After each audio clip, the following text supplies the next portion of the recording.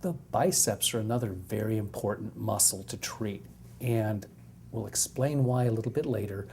But for now, its attachment superiorly to the coracoid process is going to be really important on the movement of the neck. It's going to restrict cervical rotation by shortening and tightening and causing a restriction of scapular mobility.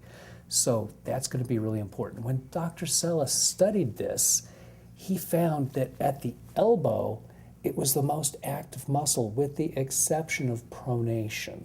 Very important point. It was not measured at the shoulder, so we don't have those statistics, unfortunately. That would have been really interesting information. However, we will see this in the technique section, how important that is. So if you have a problem here, what you're going to notice is a restriction in cervical rotation and oftentimes in elbow extension. You'll see the elbow stuck in a flex type of position, and oftentimes the treatment will open that back up. Other diagnoses that you might run into, in the long head, you might get a bicipital tendinitis. Again, treatment of the long head would work for that. And cervicogenic headache, for the reasons explained earlier about the tightness here, that's going to be able to have an effect on the other muscles that would cause cervical pain. So let's go now to the technique section. Okay, the referral pattern now for the bicep is in the anterior aspect of the elbow, up in the front of the shoulder, and a little bit up here in the upper trapezius region. Having said that, it is incredibly rare for me to spray this muscle because of its referred pain pattern. Rather, I do it because of its effect on cervical rotation. If we check cervical rotation, which I would usually be using to test the levator scapula muscle, this is where we stop. Again, to the other side. So we are restricted to the either side. The actual test for the bicep, we're going to point the thumb down. I'm going to stabilize on the other side and bring the patient across. Ideally, I would like to see this arm at least in line with this shoulder. It's not uncommon to line up with the contralateral shoulder. That's not the case in this person. So what we need to do is perform the spray and stretch on the anterior section here and see what kind of a change we can get.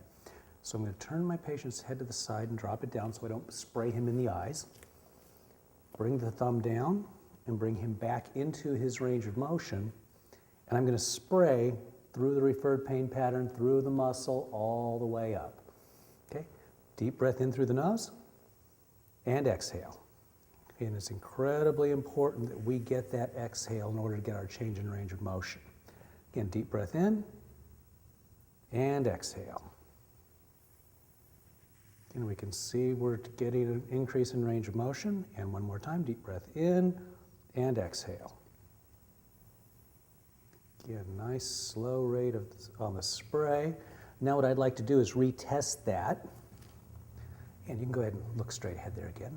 Let's bring that back and see we do have a definite change in range of motion at this point. Let's put that back down. Now the next thing I'd like to do is be able to see what that looks like and look at the effect on the cervical rotation. Not bad for not touching a neck. Okay, in order to put a nice stretch on this at home, what I'm going to have you do is bring the hand up, the thumb down, and I want you to grasp a door frame. Pretend I'm a door frame. And I'd like to twist away from me and look the other direction. Twist the entire torso. And that causes a nice stretch in the bicep. Go ahead and breathe in through the nose and out through the mouth about 3 times. And this is a really nice take-home stretch. When a patient has a problem with a stiff neck, this is the kind of a stretch I would give him because I would blame that on the bicep. And our final stretch there. Great. Come on back. Thank you.